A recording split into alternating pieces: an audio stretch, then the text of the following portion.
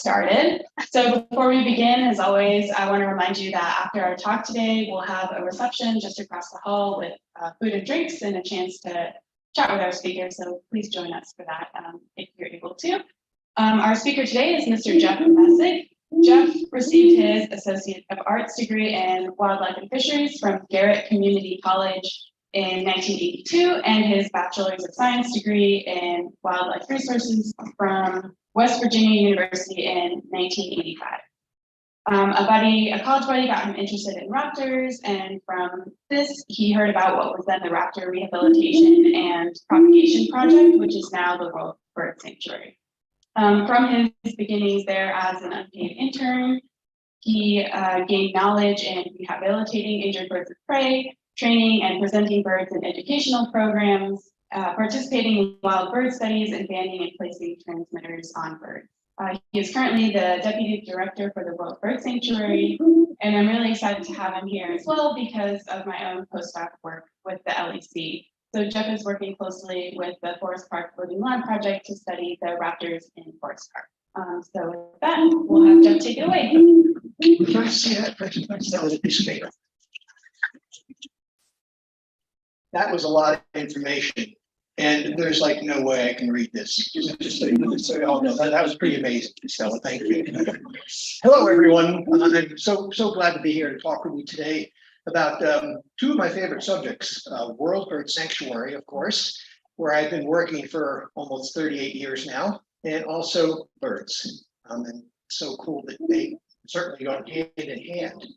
So I want to give you a little history of World Bird Sanctuary, and then we'll talk about, or I'll talk about the facets that we have at World Bird Sanctuary, the different departments that we use to help us save birds, both here and actually around the world too. So World Bird Sanctuary started back in 1977, and it was started by press. Now suddenly it doesn't work. This.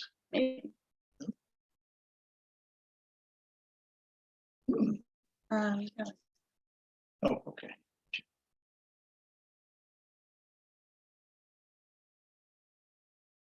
There we go. World Bird Sanctuary got its start from this gentleman, Walter C. Crawford Jr. He started rehabilitating injured birds of prey in his backyard in Fenton, Missouri, which is right there where 44 hits 141, if you know anything about the area here.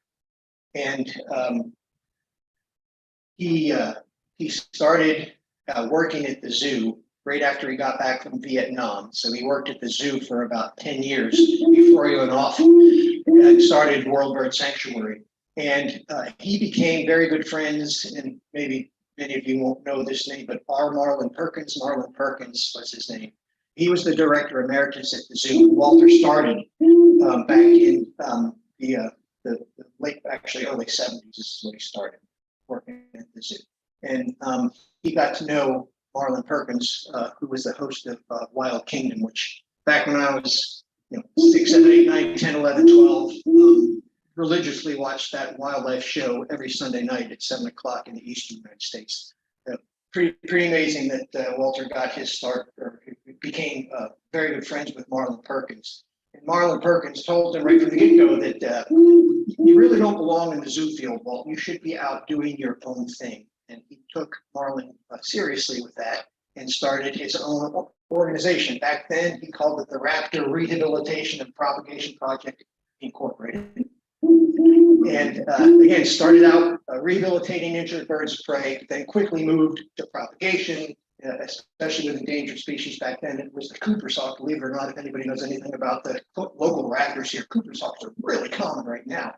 Back then, they were not. They were on the state's endangered species list. So he got rehabilitated birds that could not make it in the wild, and had enough of wings, especially the male, to be able to mate with the female, and release those youngsters back to the wild. And he also got going with barn owls, American barn owls too, but I'll talk about especially barn owls a little bit later. And then he started an education program, and we'll talk a lot about education here in a few minutes too. But he certainly was a lover of birds. So I want to make sure that everybody understands what's going on with this slide here. So Walter is hugging a Moluccan cockatoo. I don't know if you can see that. This is the tail of the cockatoo, and that's the cockatoo's eye, left eye. See a little bit of the beak there. You can see it's zygodactyl feet here. So Mick loved Walter, as you can see, and Walter can literally, there are very few birds, even the birds that actually do like tactile stimulation, that would ever take this. And so I just love this picture. It just embodies what Walter did with his life, how he loved birds. So we started our organization, Walter started the organization at Tyson Research Center. So he moved away from his backyard once the rehabilitation end of things got too big. And he rented a piece of property at Washington University's Tyson Biology Field Station, Tyson Research Center. And we were at Tyson Research Center from 1980 until 2001. We developed a field studies program too. Again, I'll get into the facets a little bit later. We developed a field studies program while we were over at Tyson. But the one thing that we could not do at Tyson was allow the public in to see our birds. We could do that just 2 days a year, and we had an open house in October every year. But Walter wanted to do it full time. And so in 1992, we changed our name to World Bird Sanctuary. And that is when he and the board at the time started looking for pieces of property to start a new center. And in fact, Jonathan's father, Joe, was a board member back then and helped Walter with all of that, finding a new piece of property for us. So they looked at 12 different pieces of property between, say, 1992 and 1995. For one reason or another, they all fell through. And then he got a call from a friend of his at the Department of Natural Resources from Missouri. And this person explained to Walter that they had this 135 acres of Castlewood State Park that was on the south side of the Merrimack River. And they were looking to do something with it. And that piece of property is what World Bird Sanctuary is on now. How many people have been to World Bird Sanctuary? Okay, good. Love to see that. Let's do that about half. So we started the building, a part of it, and started moving different departments over as the building went along. And we went open to the public. We had enough enclosures built for people to have our birds on display for people that we were able to open to the public in May of 2000. And around the 2007 or 2008 is when the last department, the rehabilitation department, moved from Tyson over to what we have now on that piece of property that again used to be, actually still is part of Castlewood State Park, and it still is belongs to the Department of Natural Resources, but we lease it for like a couple of dollars every year. I think so we have to pay. So it's affordable. So Walter was the director until 2015, and unfortunately he died of a stroke back in July of 2015. And in November of 2017, this woman, Dawn Grifford, became the executive director of World Bird Sanctuary, and now she is the chief executive officer. And the executive director is a good friend of mine, Roger Holloway, who's been working with me just about as long as I've been working for World Bird Sanctuary. And Dawn started, she had a long career with ESPN, actually. She was not only a photographer for them, but she managed like hundreds of people, or 100 people anyway, that would go into a stadium for a big game, football, baseball, outdoor sports. And she would manage the whole thing. So she has plenty of experience in that field anyway. And she grew up working with a vet at the Buffalo Zoo. She grew up in Buffalo. So she had some experience all around to help us manage World Bird Sanctuary. And she started volunteering for World Bird Sanctuary back in 2014. She and her new husband moved here back in 2014, and she found us immediately, and again, moved right up the chain very quickly. And we all love Dawn for sure. So back to the departments on how World Bird Sanctuary saves birds. So we had volunteer vets for ever since Walter started back in 1977 in his backyard. We had volunteer vets, and we had many volunteer vets, and we had vets that did an incredibly great job for us. One problem that we had was that almost always had to crate the birds being rehabilitated and take them to the vet so that the vet can look at them.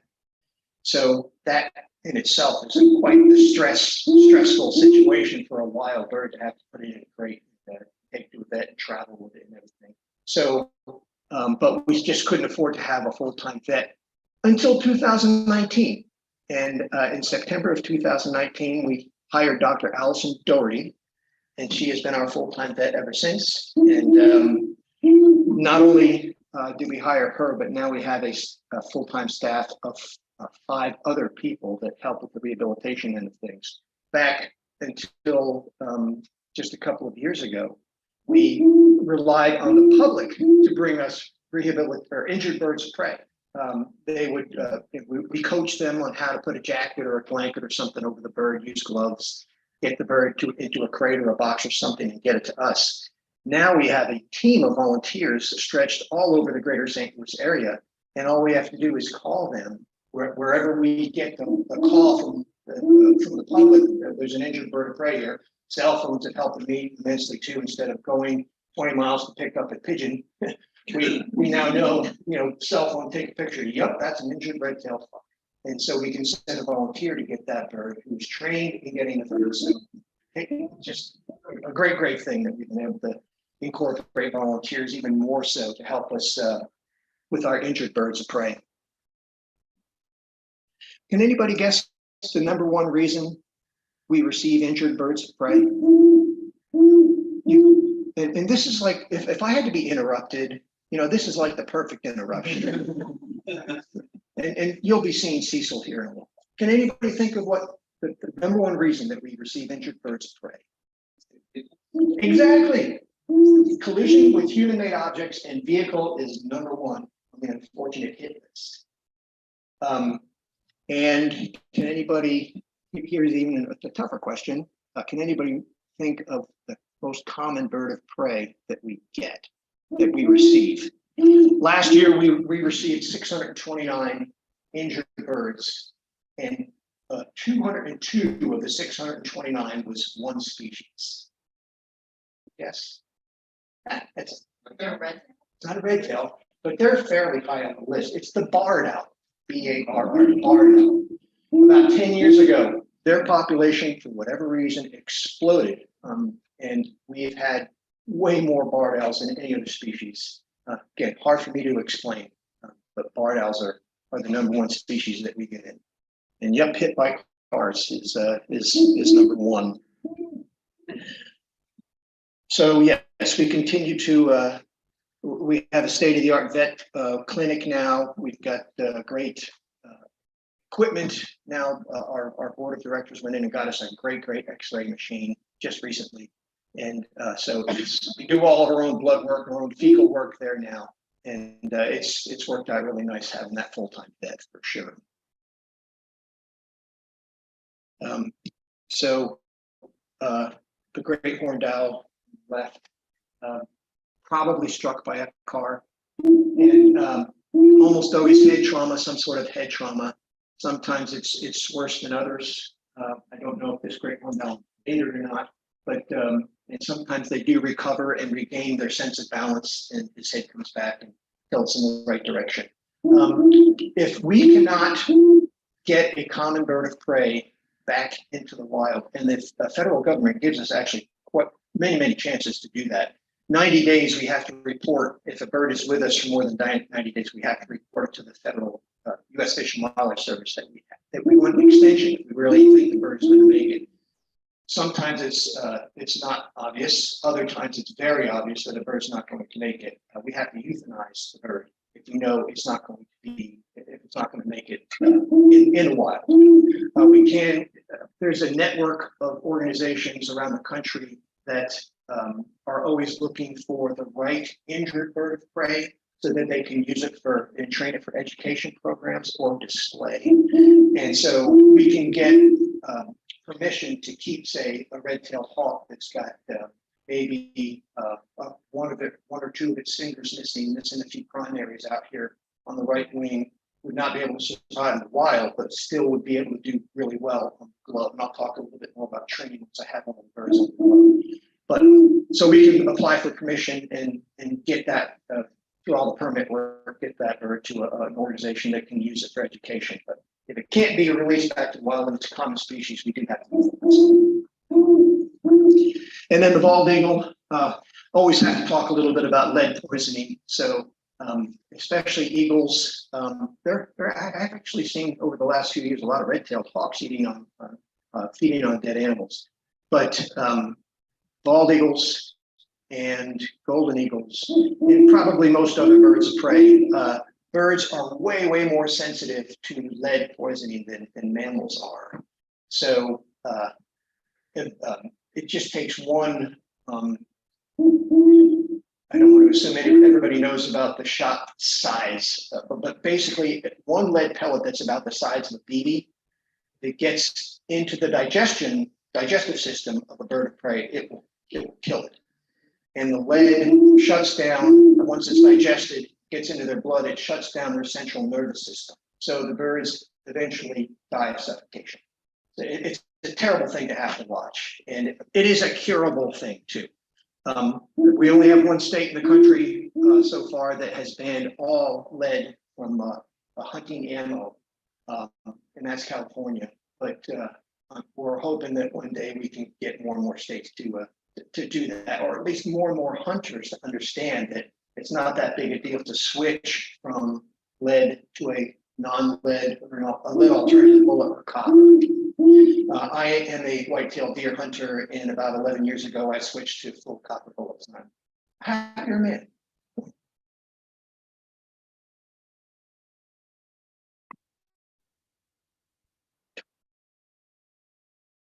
Okay, so our conservation department encompasses our propagation and also our field studies departments. We are embarking on a project to help the Asian, especially Asian vultures, try to recover from an anti-inflammatory antibacterial called diclofenac that, especially in the country of India, it was used in other countries too, but especially in the country of India, they injected it into their cows to help their cows survive infections. And it became very commonly used. And when a cow does eventually die, the vultures will feed on that dead cow. And the diclofenac, it kills them. Give me a second, I'll probably be able to think of how it kills them. It's basically it crystallizes their blood. Their blood has a harder and harder time flowing through the arteries and capillaries, and eventually the bird dies from that. There's a name for that, but I can't think of what it is right now, unfortunately. I apologize for that. But we're embarking on this program to help save Asian vultures. We're trying to gather money from donors to build a whole new building at World Bird Sanctuary that will be dedicated to breeding these endangered vulture species, Asian endangered vulture species, and at the very least, increase the genetics for the birds in captivity, and maybe even one day get the birds back out into the wild. Diclofenac was banned, I believe, 4 years ago in India, but there's still so much of it made, and it's very hard for the country to regulate and enforce the law. So the vultures, it killed, I think there's 20 or so species of vultures, and it has killed over 90% of the wild population. Of all of those vultures, this unfortunate anti-inflammatory. So we're definitely going to embark on that. Some of the species that we have at World Bird Sanctuary right now that we are breeding or will breed, Egyptian vulture, we've already got a couple of breeding pairs of those. They're found in Africa and also the Middle East. Hooded vultures are found in Africa, and we have a breeding pair of them right now Neither of those species have produced any young yet. And then we have a female Andean condor. Andean condors are not from Asia, they're Africa, they're from South America, but they are endangered in every country that they're found in too. And that is because we did some work with an organization, in fact, it was the Quito Zoo. We did some work with them back earlier this century. And the director of the zoo had what I thought was an interesting concept. So in South America, they have a feral dog population that's out of this world. There's millions and millions of feral dogs. And when an animal dies in South America, the dogs consume it so quickly that it is starving the Andean condors out of existence. That was her speculation on why they're an endangered species in every country they're found in South America. And then we also have, and we got this bird from Kazakhstan. This is a bearded vulture. We have a female, and we're pretty close to getting a male from England. This bird was captive raised and in a zoo in Kazakhstan, and captive raised, but it is not imprinted. And I'll talk about imprinting when I get one of the birds out here. But bearded vultures, one of those Asian species, again, that's just having such a hard time. Bearded vultures are the ones that can swallow bone. They feed a lot on just bone. They'll even take big pieces of bone from a carcass and they'll grab it with their feet. They'll fly it up into the air and drop it on rocks to break it into smaller pieces. I've heard that there are YouTube videos of bearded vultures swallowing a rib that's like that long. And it's like the man swallowing the sword thing. It's pretty amazing. And we do give our bearded vulture pieces of cow bone, but not like that. we cut them into smaller pieces. We have a bandsaw. But yeah, they do need some bone in their diet because they survive on it so much in the wild. So captive propagation is what we're going to do with these vultures. We have also done that with local species like, anybody know what this is? Peregrine falcon. That's right. That's right.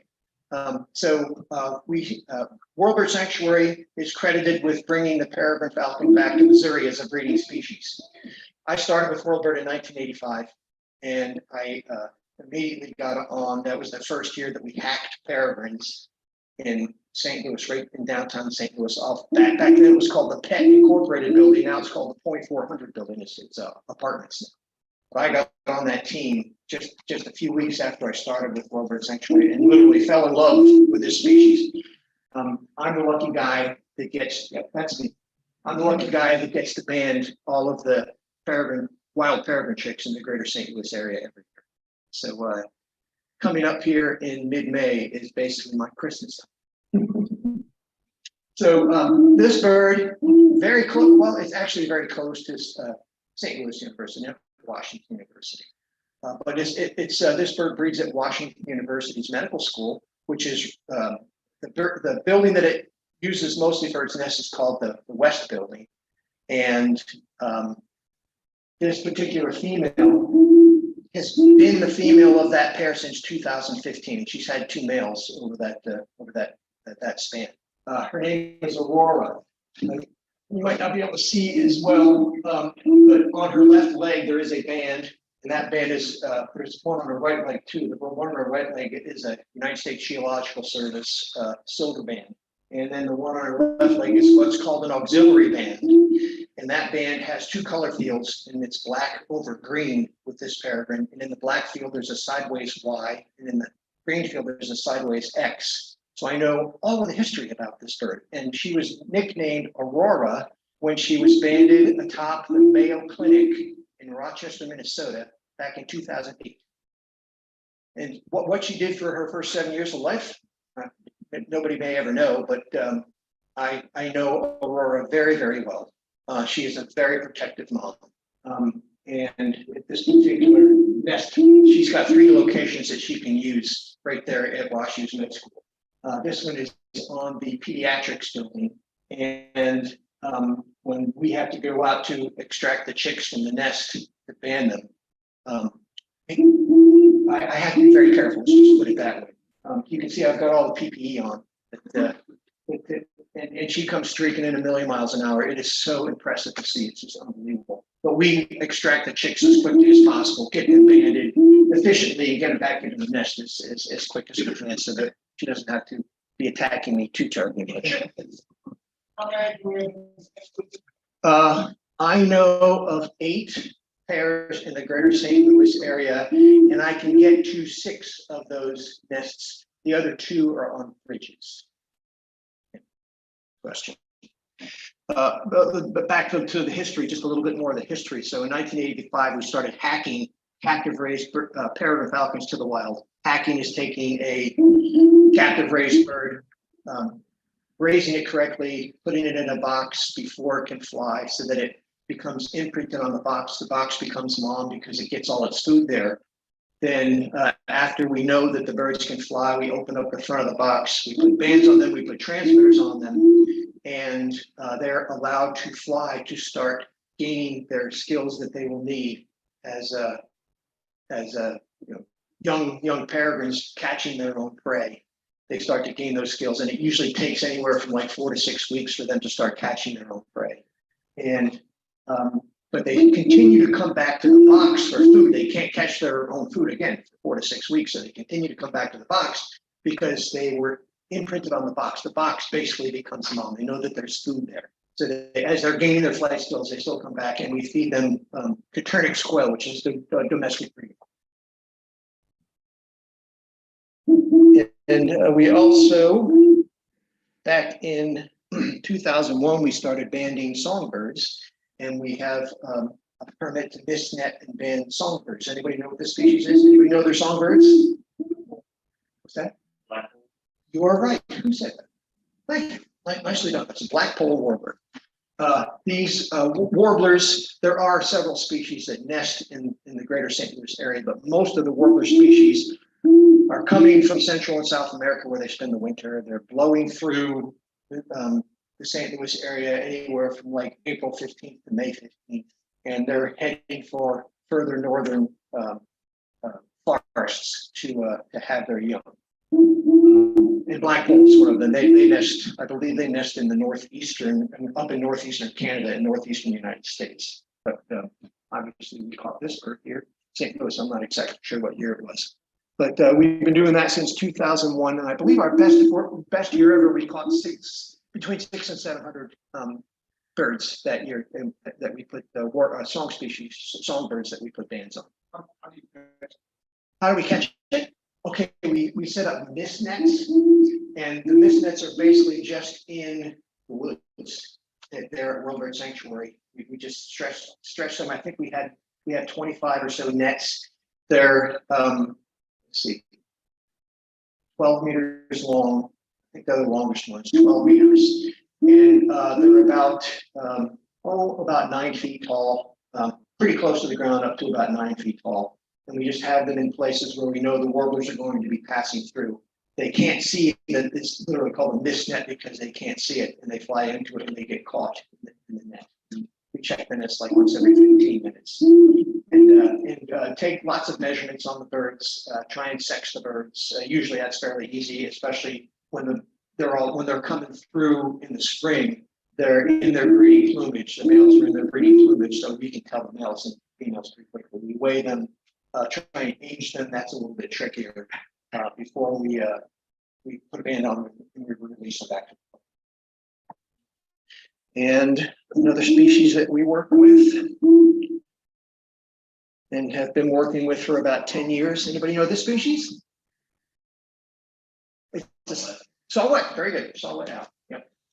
We've been mist netting these guys for about 10 years now. We have mist net set up on World Bird Sanctuary property, and they are coming through. We start trapping, mist netting in late October, and we usually go to late November.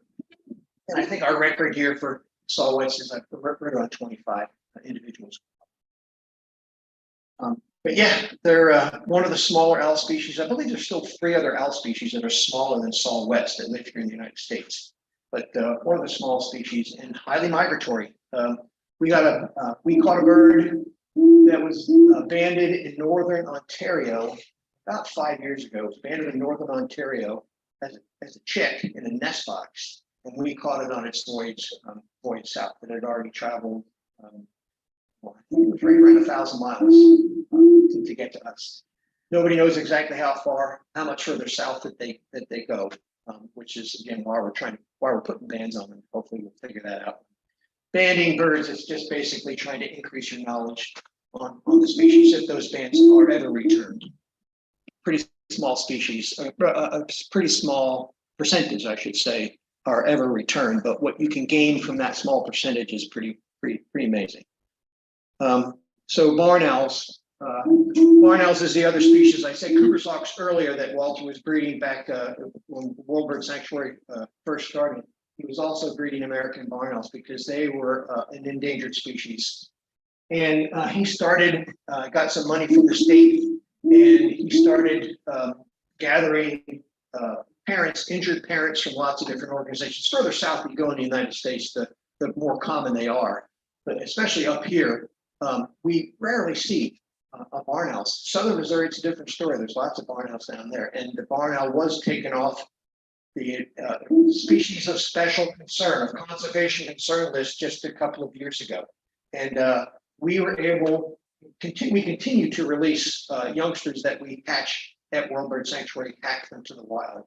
And back since 1981, when we started this program, we've released around 1,100 barn owls we released to the wild. So this, because they're a nocturnal species, harder to study. We don't know for sure if we really contributed to their comeback in Missouri, like we know we did with the peregrine, but it's a pretty good bet that we helped the barn owl come back as a breeding species to Missouri. And so this particular barn is in Vandalia, Missouri, and it's a huge barn. I think this was one of 7 young barn owls that I placed in this barn. And this was the first year that we did it. We released in that barn. The gentleman who owns the barn, he's to my left there, Mick, he put a barn owl nest box. You can build nest boxes and put them up for barn owls. There are many different types that you can build, in fact. And he put a box up in his machine shed, which is about 40 yards to the south of this barn that we hacked in. And the next year, he got a breeding pair of barn owls. And so that's one of the chicks that we bred, that we banded, one of the wild chicks that we banded the next year. That's just another good shot of barn owls. They must have the best immune system of any bird of prey. The box is just, this is just littered with their pellets and their crap. It's unbelievable what they can survive in. Yeah, these chicks, you can see we put the bands on them already. These chicks, the youngest one over there is probably around 40 days old, and these oldest ones are probably about 50 days old. It takes them quite a while to fledge. It takes about 60 days for barn owls to fledge from their nest. But pretty cool species. They have the best hearing, that facial disc. They have the best hearing of any bird in the world. They can hear the patter of mouse feet from about 90 feet away, it's been estimated. And they're the only owl species that can capture their prey in complete darkness. Every other owl species needs a little bit of light. Very, very good at gathering that light. Their eyes are incredible, but barn owls don't even have to see their prey, and they can catch it like every time. Pretty amazing birds. Great, great mousers. And so the last department, I shouldn't say the last, it's certainly by no means the last department, it's probably our most important department, is our education department. Again, Walter started this back in 1981 with rehabilitated injured birds, trained them, and started doing education programs locally. And now we do, not including the COVID years, 20 and 21, we do probably around between 400 and 500 education programs per year since COVID. with our education programs. And even better now, we've got an amphitheater at our center that we can use to have special programs. And there's lots of classes that come to us now. They bus their classes to us now, so that we can do programs. We still do lots of outreach programs too. Our education department, we put lots and lots of resources. Many birds that we have at World Bird Sanctuary go to educating, especially youngsters, about how to help save not just birds of prey, but the world's birds and habitat. We also do programs at zoos, theme parks, and aquariums around the country. We'll take a set of birds, a set of staff. We'll go to, say, the Milwaukee County Zoo, and we'll present a program at the Milwaukee County Zoo for the whole summer, 3 shows a day, 7 days a week, with the staff that we send up there. I've been in charge of that part of World Bird Sanctuary for many, many years now. So with these programs, again, they started the same year that I started with World Bird Sanctuary in 1985. And since 1985 until last year, we're up to 28 million people, a little over 28 million people spoken to with these programs at zoos, theme parks, and aquariums. And this year we will go over 100,000 programs with these zoo shows. We're pretty proud of that. This is a Stone Zoo in Boston. Let's see, I think I've got a cool shot. So we free fly lots of the birds. So education programs are great, but there's got to be a little bit of entertainment involved with the education programs. A nice tempo so that the people aren't just listening to a speaker speak. They're seeing birds like almost all the time as the program progresses. General audiences, you can see that there's youngsters and old people like in our zoo audiences. So that program has to keep a good tempo. Never ever do we go over 25 minutes because people start losing their attention span after that. So lots of science that goes into these programs that we do, but the main entertainment that we use in these programs are free-flying birds. And World Bird Sanctuary is one of only 2 organizations in the country that can free-fly bald eagles. That's Mark. So I think it's time to talk to the interrupter over here so you guys can see him well. Okay. Stella's going to help me. We're going to see if we can point the, I wasn't even thinking. I did not have my face in front of the screen the whole time. So whoever we're streaming it to, sorry about that. Just get thinking about other things.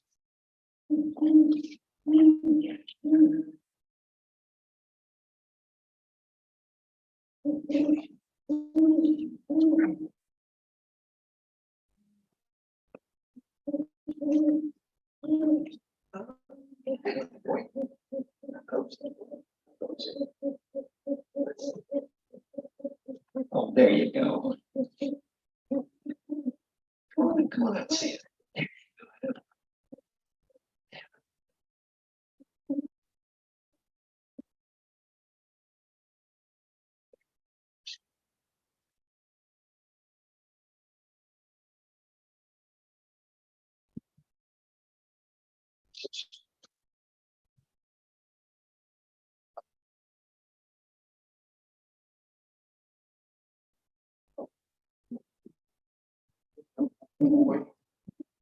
No. He's cool. No, he's correct.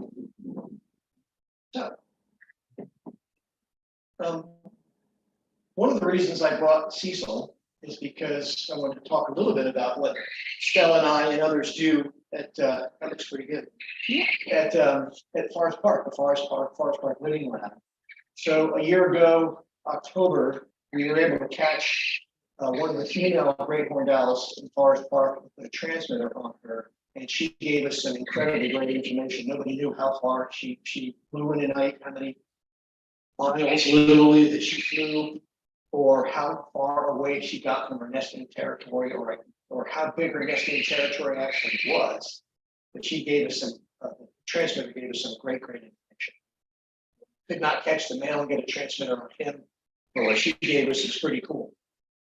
So Great horned owls are another species quite common, not only in St. Louis, but across literally all of North and South America. Great horned owls are found commonly in North and Central and South America. And their genus species is Bubo virginianus. It's the only bubo species in the New World. All other bubos are found in Africa, Europe, and Asia. Incredible predators, great eyesight, as I've already mentioned. The feather tufts, how to get their name, but they're not horns, of course. They're feather tufts that they use for telling us their mood, and probably for courtship displays too. But I talked a little bit about the disc on the barn owl there earlier. You can see that great horned owls have a disc around each eye, so they have really good hearing too, but again, incredibly great eyesight. I would say I've been footed by many different types of birds of prey in my life, mostly just footing the glove. And when I say footing, bird of prey, the business end of a bird of prey are their feet. That's how they capture and kill. I've been footed, again, usually most of the time with a glove, by eagles and lots of other types of birds of prey. And pound for pound, great horned owls, I believe, have the tightest squeeze, the worst squeeze. They can capture prey that's considerably larger than themselves. Documented coyotes, these young coyotes they killed. Not quite full-grown turkeys they killed. Not going to fly away with that prey item, of course, but eat it in place. And they're pretty amazing predators. Owls also, almost all owls can fly silently. Helps them sneak up on their prey. Nocturnal mammals, especially great horned owls, those prey items I spoke about, they're not the common species of prey that they catch. It's more small rodents, but mice have big ears that help them survive. So owls adapt to fly silently to help them sneak up on their prey a little bit more easily. Cryptically colored. We have interviews tomorrow over at near the Steinberg skating rink, and Stella says that Astrid, the female that we transferred, is back in her one of her pine trees there that she likes to roost in. I'm going to bring my binoculars, and hopefully we'll be able to spot her there. But they blend in so well. Hopefully we'll get to show the people who are interviewing us tomorrow. But, yeah, there are great ones here. And he's all fired up. So great horned owls right now, the females are sitting on their eggs. They're the earliest nesting raptor in North America. They're sitting. They were on their eggs around the end of January, the 20th of January. They were sitting on their eggs, about 30-day incubation, and they should be pretty darn close to having chicks. There probably are some pairs, early nesters, that do have their chicks now. So great horned owls, captive or not, they're going through that breeding cycle right now. So that's why Cecil's all fired up. He hoots it pretty much. If you sneeze, he hoots right now. Any questions about Cecil? Yes. Yeah, so what does it mean when it, yeah, who's it, you know, is it saying it's territory? Yes, it's correct. When they hoot, it is a message to other great horned owls in the area. This is my territory, and it also is they all have their mates now. So, but when they're attracting a mate, if they need to attract a mate, the whole breeding and courtship process, a lot of hooting goes on with that, and both male and female. Males, and this is true with almost all birds of prey, males are smaller than females, but they still have the deeper hoot. So even right now, is it telling us to get back? Probably not. If you knew what you were doing, anybody in this room could probably handle Cecil quite easily. He's a pretty cool bird. I said I talked a little bit about training. Imprinting, I also said I talk about imprint. So unfortunately, someone that shouldn't have imprinted Cecil, he came to captivity and probably couldn't survive in the wild because someone either took him from a nest or found him as a really young chick on the ground and tried raising him and mistakenly imprinted the bird. So imprinting basically means like he's imprinted on humans. So it can be said that he thinks he's human. So he'll always relate to humans more and maybe even need to be fed by humans. And I'm being vague here a little bit because there are owls that actually can get over imprinting and still know their own species, even if they've been imprinted all their lives. Sometimes they can actually take a female or a male and have chicks and have eggs and have chicks, even though they were imprinted on humans. Day active birds of prey, you cannot. If you imprint a day active bird of prey like a red-tailed hawk, it is imprinted for life and always survive on humans. And they usually pick, getting back to your question, they usually pick one person that they love and everybody else around they hate. they want to kill every other person. So imprinted day active birds of prey do not work well at all. They have to know their own kind and then they make good education birds. Owls, we want to imprint owls, they make a way better education bird. But it's not a done deal. Again, it's not a done deal imprinting an owl. And I don't know exactly. Yes. How long? Cecil is 3 years old. Yeah. Our longevity record for great horned owl, Carmelita, she was a 1980 hatch, and she died in 2017. 37, right? 37 years old, Carmelita was. There are, I think the longevity record for great horned owl in captivity is up in the 40s. And usually we can double or sometimes even triple the lifespans in captivity. So an old great horned owl in the wild is probably going to be 15 or so, 20 years old. That's going to be a pretty old great horned owl in the wild. Yes. So you mentioned the facial plate being like very useful for their hearing. Yes. But we're actually kind of the harder. That's a good question. Right out there. Yeah. So like slightly forward a little bit. Yes. So yes, they can triangulate. Owls have embedded in the bone. Most owls have an ear that's down and forward and low, and an ear that's up and back. And again, gives them even more of a chance of finding their prey in low light. Yeah. I mean, I was going to say that the fact they can like take their head and for kind of not quite as good at hearing behind them as they are if they're like sideways. That's probably true. That's probably true. They maybe not quite as good, but then again, their head is on a swivel. They have humans, giraffes. I think there's only one other species. Maybe it's the manatee that has only 6 vertebrae in its neck. Most other mammal species have 7 vertebrae in their neck. And owls have 14.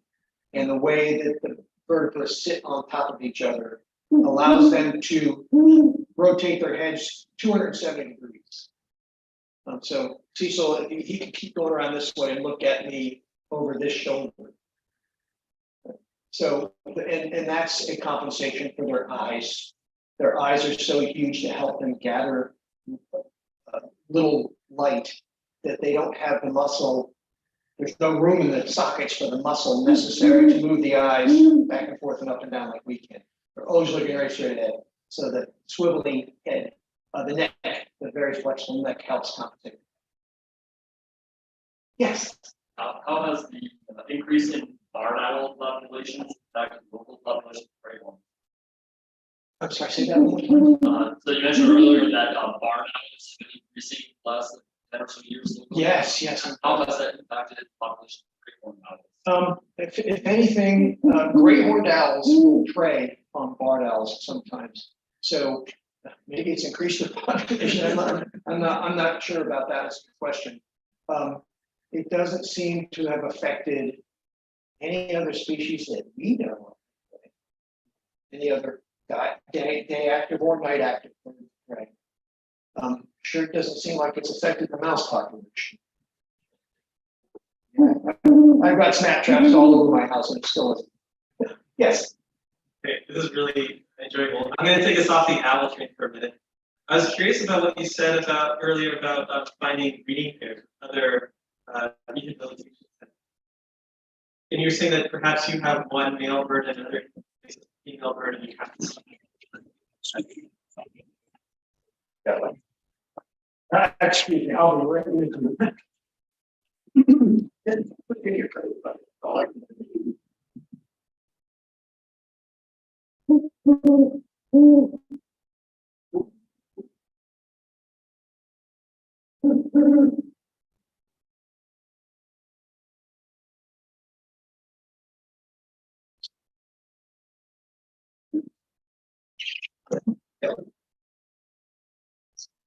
So, your question, I may have that may not have come out correctly. So Walter found individual owls for barn owls. You talking about when I was talking about the barn owl.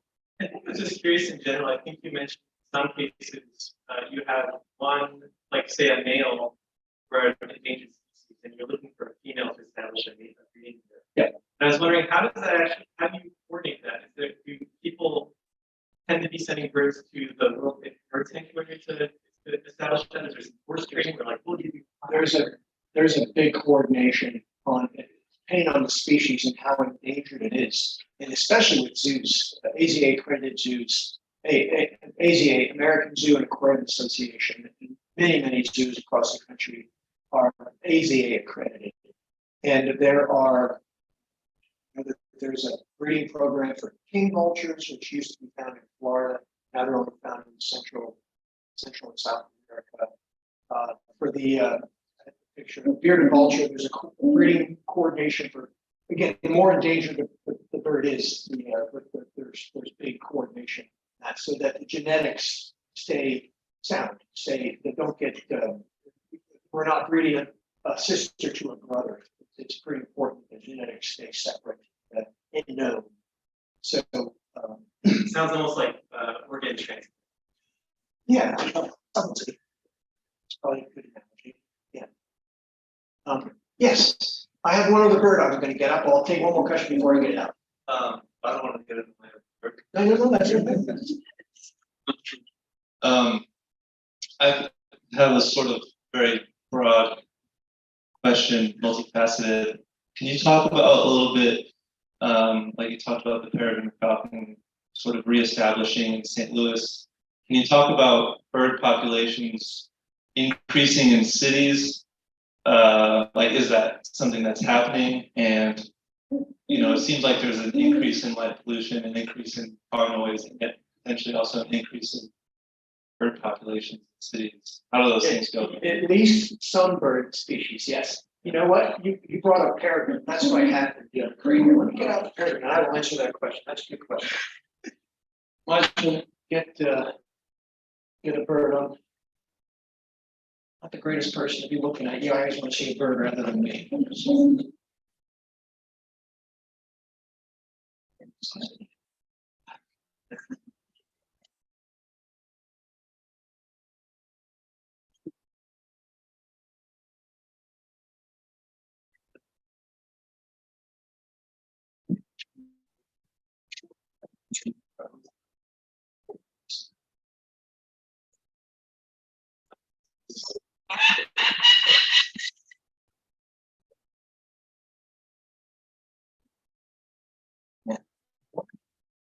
Yeah.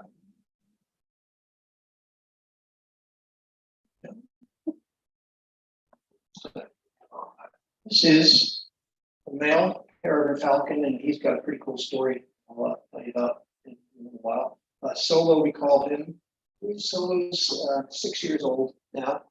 Fully grown, peregrines are fully grown at about 45 days of age. And they fledge right around that time. Males found 45, females maybe a little bit longer than this. So peregrine falcons eat almost strictly other birds. And it is one of the reasons that cities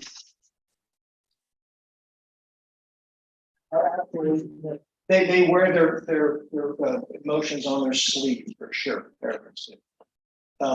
But one of the reasons that we use cities, we did use cities to hack peregrine falcons, is because there is prey, lots of prey in cities, namely pigeons, lots of house sparrows, and starlings for peregrines.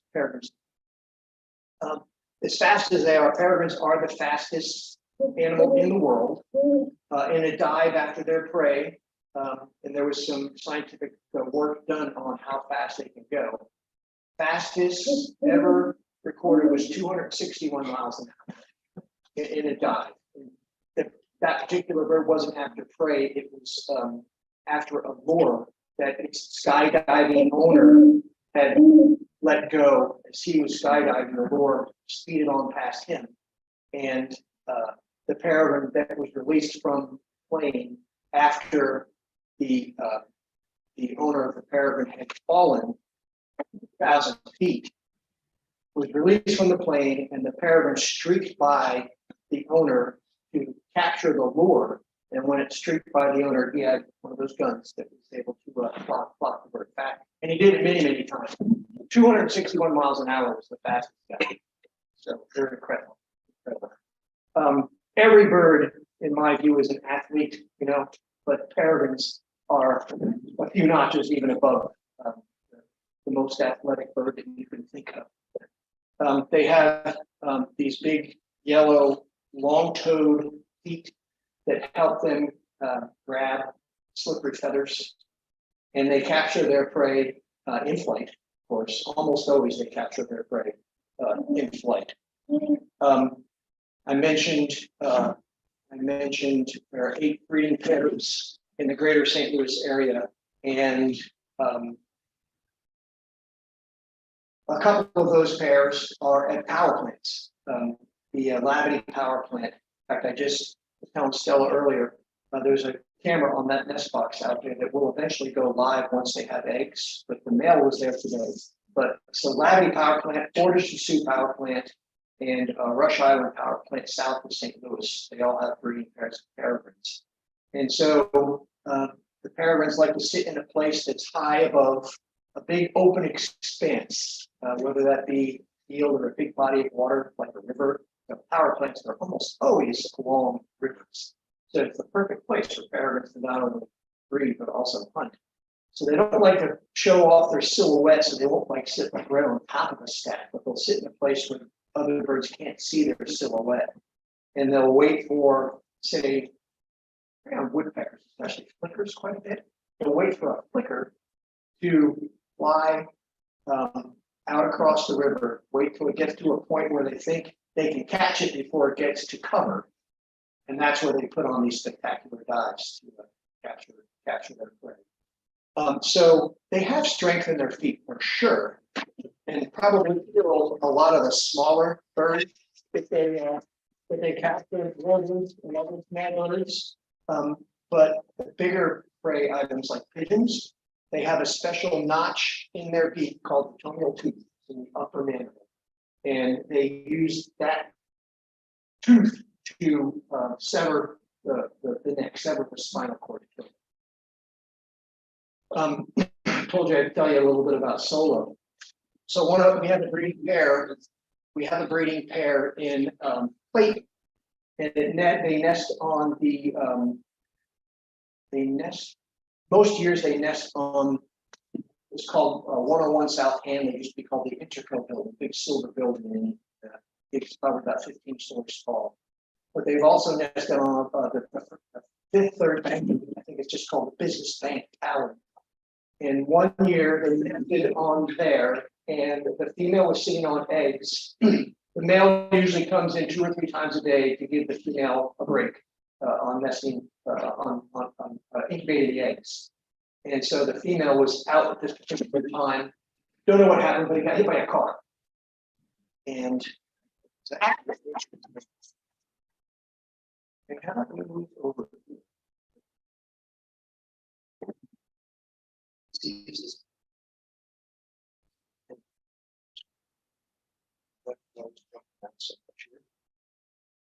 But anyway, so the female got injured. She came to World Bird Sanctuary. She died pretty quickly from her injuries. Males are not made to continue the incubation, especially in peregrines. So I couldn't get up there that afternoon. I went up there the next morning, collected the 3 eggs. The male was sitting close by the nest, but he wasn't incubating the eggs. So I collected the eggs, and we incubated them, artificially incubated them. All 3 of the eggs hatched. First egg that hatched, the bird was only, the chick was only alive for a couple of days and died. The 3rd bird that hatched, no problem whatsoever with that bird, but I didn't have any peregrine chicks of the same age in any of the other wild nests here in St. Louis. But I've got colleagues all over the country, and one up in Chicago had the perfect age chicks. Made the arrangements with the Fish and Wildlife Service to send that bird up to Chicago. We fostered it into a nest up there. That bird is raising chicks right now. The 2nd egg hatched, and that is solo. It's pretty tough to see, but solo has got a deformed beak. We had to cut up his food for him to survive, so he would not be able to survive. That's why we have solo for research. All right, we're right at about an hour, so maybe we'll just take one more question, and after that, any other questions? Talk with the speaker. Thank you so much. Thanks for having me. Very much appreciate the talk for all today. All right, come out to World Bird Sanctuary, see us out there.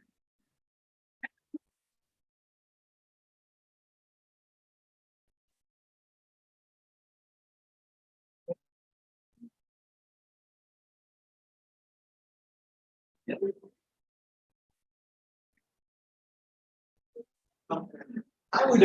I would keep them.